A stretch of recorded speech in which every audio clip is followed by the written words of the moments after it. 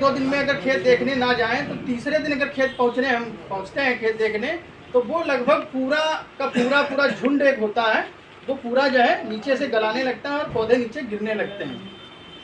तो बीपीएच की मेन पहचान ये है कि जब हम फसल देखने जाएं तो फसल के मेड़ के आसपास हम ज़्यादातर लोग जाते हैं और देख के चले आते हैं।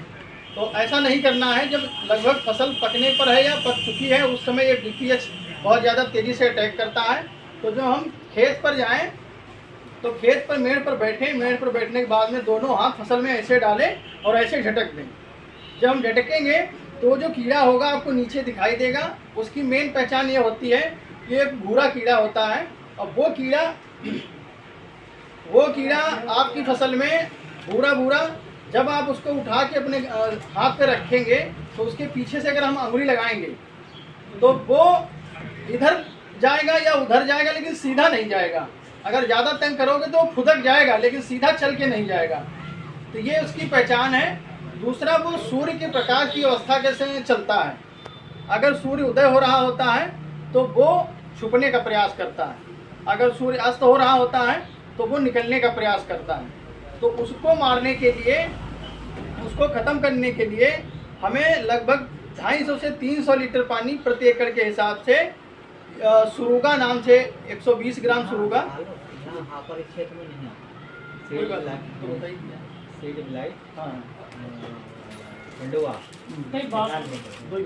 बासमती में रहता है। हाँ, अगर रहता है हमने बता दिया, नहीं आता है तो कोई बात नहीं, अच्छी बात है, उससे बचे हुए हैं। तो ये सुरुगा नाम से दवाई आती है, 120 ग्राम प्रति एकड़ इस्तेमाल होता है। इसमें पाइमेट्रोजिन होता है। इसको हम शाम के समय स्प्रे अच्छी तरीके से फसल को तर करके उसको इस्तेमाल करना है तो वो ख़त्म हो जाएगा। तो ये हमने बीपीएच के बारे में बताया आपको। दूसरा, जो रोग आते हैं, रोग जैसे शीत ब्लाइट, सर ने अभी बताया था, शीत ब्लाइट ज़्यादा यहाँ अटैक होता है। शीत ब्लाइट का ये ध्यान देना है कि जब जिस खेत में ज़्यादा पानी भरा रहेगा या फसल ज़्यादा घनी है तो उसमें हवा का संचार अच्छी तरीके से नहीं हो पाता है। उसमें ज़्यादा नमी और मॉइस्चर होने के कारण वो शीत ब्लाइट का अटैक होता है। उसकी पहचान ये है कि जब शीत ब्लाइट का अटैक होता है तो वो जो मुड़ा होता है, तना जो होता है पौधे का, उसको नीचे से आप देखेंगे तो वो दिखाई देगा और वो सलेटी कलर का होता है। उसकी रोकथाम के लिए, अगर हमें रोकथाम करना है उसका, तो शीत ब्लाइट के लिए नोजावा नाम से आता है प्रोडक्ट।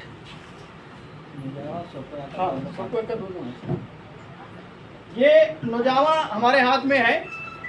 ये अगर शीत ब्लाइट दिखाई दे रहा है, लक्षण दिखाई दे रहे हैं आपकी फसल में, तो इस लक्षण के दिखाई देने के 1 दिन के ही अंदर आपको स्प्रे करना है, 24 घंटे के अंदर, नहीं तो वो और तेज़ी से बढ़ता है।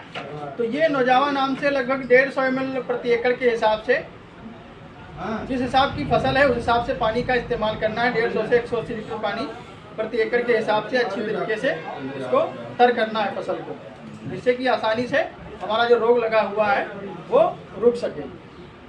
तो ये एक नोजावा या फिर ये सोकोयाका नाम से आता है। ये 250 ml, 250 से 300 ml प्रति एकड़ के हिसाब से हम फसल में शीत ब्लाइट के लिए, या फिर अन्य जो रोग आते हैं, पत्ती धब्बा आने लगते हैं, भूरी होने लगती हैं पत्तियां, या अन्य कोई समस्या आ रही है फफूंद जनित, उसकी रोकथाम के लिए बहुत अच्छे दोनों उत्पाद हैं। इसका भी हम प्रयोग प्रति एकड़ के हिसाब से कर सकते हैं। तो ये शीत ब्लाइट के लिए थे। दूसरा, एक कंडुआ बीमारी जो बहुत भयानक बीमारी है, वो बहुत ज़्यादा दुखदाई है फसल के लिए। कंडुआ बीमारी के लिए ये है कि उसकी पहले से ही निगरानी करनी पड़ेगी जिस क्षेत्र में आता है। कंडुआ आने का तरीका ये है कि जिस खेत में हम बार बार वही वैरायटी करें या बार बार वही फसल करें, क्योंकि अब अपने पास इतना टाइम नहीं बचा कि हम फसल चक्र अपना सकें। अगर फसल चक्र नहीं अपना पाते हम लोग, दूसरा अगर हो सके तो फसल चक्र ना हो पाए तो एक ढैंचा की फसल हम कर लें। ढैंचा की फसल करने के बाद हरी खाद बन जाएगी, उसको जो है उसी में जुताई करके पानी भर दें तो उससे भी फसल चक्र हो जाती है। तो इन रोगों को, जो बीमार जनित रोग होते हैं, उनकी रोकथाम के लिए हमारे पास सब यही उपाय रहते हैं। पहला उपाय तो ये है कि फसल चक्र और जो है ढैंचा का प्रयोग करें, जिससे खाद भी हो जाएगी, फसल चक्र भी हो जाएगी। दूसरा, जो कंडुआ रोग आता है उसका हम समय समय पर फसल पे देखने जाते ही उसकी निगरानी करना है कि वो कंडुआ रोग आने पर जो है काला या पीला दिखाई देगा। दाना जो है काला या पीला हो जाता है। जिस तरीके से अगर मिट्टी पर हम तेजाब डाल दें तो फूल जाता है, उसी तरीके से कंडुआ आने पर वो दाना एकदम फूल जाता है, और वो फूलने के बाद में एकदम वो पीला पीला काला काला एकदम वो बाली के आसपास एकदम डंठल जैसा इतना दिखाई देगा, मोटा मोटा। उसका क्या है, उसके फैलने के कारण बहुत हैं।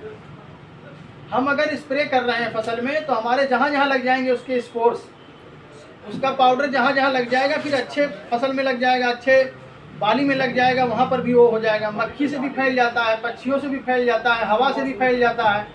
तो ये बहुत भयानक बीमारी है। इसकी रोकथाम के लिए हम जो है सोकोयाका या फिर सयाका नाम से एक प्रोडक्ट आता है, वो 400 ml प्रति एकड़ के इस्तेमाल होता है सयाका नाम से। अगर सयाका नहीं उपलब्ध है यहाँ पर तो ये सोकोयाका नाम से प्रोडक्ट है। ये रोग आने से पहले जिस खेत में आता है वो किसान सबको पता है किस फसल में आता है और किस खेत में आता है। अगर उस फसल में आता है, उस खेत में आता है वहाँ पर, तो ये धान की फसल में कंडुआ आने से पहले 250 से 300 ml प्रति एकड़ हम फसल में इस्तेमाल करें। लगभग 180 लीटर पानी में घोल बना करके हम स्प्रे कर दें। अगर कंडुआ आ गया है तो फिर उसकी दवाई है नहीं। उसका ये है कि अगर कंडुआ के लक्षण दिखाई दे प्रति बाली में, तो यही है कि सुरक्षित कोई एक पॉलीथीन ले लें या थैला ले लें, उस बाली को बहुत सावधानी पूर्वक तोड़ के उस थैले में रख लें, और रखने के बाद में अगर 10%, 5% या 10 या 20 बालियाँ अगर दिखाई देती हैं 1 एकड़ के हिसाब से, तो वो बालियाँ कलेक्ट करके तोड़ लें। उसके बाद हम अगर स्प्रे कराते हैं इसका सोकोयाका का, तो कंट्रोल हो सकता है। तो ये सावधानी बरत करके ही